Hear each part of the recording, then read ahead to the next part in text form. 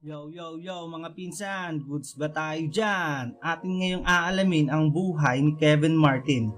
Bago si Lonzo Ball, meron ng mga nauna na weird o pwede ring sabihin ni masagwang tumira. Ang player nito ay si Kevin Martin, may height na 6'7" na isang shooting guard. Si Martin mga pinsan ay isang pure scorer.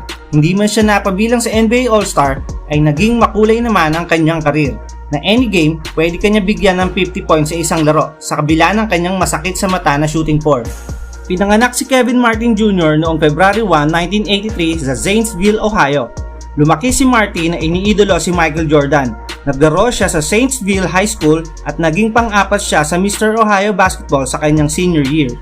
At nung siya ay nag-college, nakatanggap siya sa Western Carolina University ng isang full scholarship kung saan siya kumuha ng major in sports management. Noong November 22, 2002, umiscore siya ng career high na 46 points sa pagkatalo sa kalaban na Coastal Carolina. Siya ay nag-rank ng 4th all-time sa college sa scoring list na may 1,838 points at nag-average siya ng 23.3 points, 4.5 rebounds at 1.5 assists sa 3 taon niya sa kolehiyo. At noong 2004 NBA draft mga pinsan, si Martin ay napili ng Sacramento bilang ika-26 pick. Sa kanyang rookie year, nag-average siya ng 2.9 points, 1.3 rebounds at 0.5 assists per game.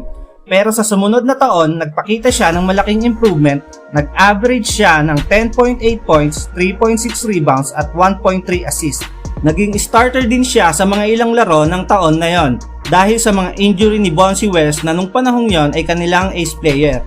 Nang in-interview si Martin sa isang segment ng TNT, pinasalamatan nito si Doug Christie na nagturo sa kanya kung paano dumipensa ng tama sa NBA. At noong 2006-2007 season mga pinsan, pinatunayan niya na kabilang siya sa mga elite scorer sa NBA. Nag-average siya ng 20.2 points, 4.3 rebounds, 2.2 assists per game. Maganda rin ang kanyang shooting percentage na may 47.3% sa field at 38.1% sa tres, kahit nanuknukan ng pangit niya tumira mga pinsan. At sa laro noong March 17, 2007 ay nakagawa siya ng kakaibang record na umiscore ng hindi bababa sa 20 points sa laro na may isang field goal lang na ginawa. Nagtala siya dito ng 20 points sa 1 of 8 field goals at 1 of 1 sa tres at may 17 out of 20 sa free throw line mga pinsan. Sa sumunod na taon, gumanda pa ang karera niya sa NBA mga pinsan, pero yung tira niya pangit pa rin. Pero nung taon na yon, nagtamo siya ng ankle injury na dahilan ng pagkawala niya ng 15 games.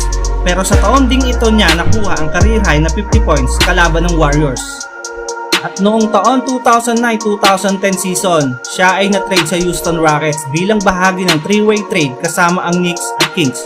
At noong February 2, nagtamo siya ng malalang shoulder injury. Lumabas sa MRI na meron siyang lateral tear sa kanyang kanang balikat na tumapos sa kanyang season ng taon na yon. At dito na bumaba ang kalidad ng laro niya. Kaya noong October 27, 2012 mga pinsan, na-trade siya kasama si Jeremy Lamb at 3 future draft picks sa Oklahoma City para kay James Harden, Daquan Cook, Lazar Hayward at Cole Aldridge. At dito ay patuloy pa rin ang pagbaba ng kanyang laro na hindi nagustuhan ng management ng Oklahoma City. Kaya noong July 11, 2013 siya ay na-trade sa Minnesota agad. At doon siya ay agad na sideline ng 6 to 8 weeks pagkatapos operahan ng fracture sa kanyang right wrist at noong March 1, 2016 na-waive siya sa isang buyout agreement. At noong March 9, 2016 pumirma naman siya mga pinsan sa San Antonio Spurs. Ngunit ginawa lamang siya ditong bench warmer o sa term ng mga Pinoy ay bangko. Noong November 24, 2016 ay inihayag na niya ang pagre-retiro sa NBA mga pinsan. Siya ngayon ay may marangyang pamumuhay, malalaking mansyon at koleksyon ng magagarang sasakyan. At siya rin ang may-ari ng Brisbane Bullet, isang men's basketball team sa NBL Australia at charitable foundation, ang Kevin Martin Youth Foundation. At bago matapos ang ating video mga pinsan, hihingi sana ako ng lambing sa inyo ng isang like, comment, share at subscribe mga pinsan. Ano sa tingin nyo mga pinsan? Naging maganda kaya sana ang karir nito kung hindi binugbog ng mga injury? Kung meron kayong komento o question, pakisulat lamang sa comment section. Hanggang dito na lang mga pinsan. Hanggang sa muli. Paalam!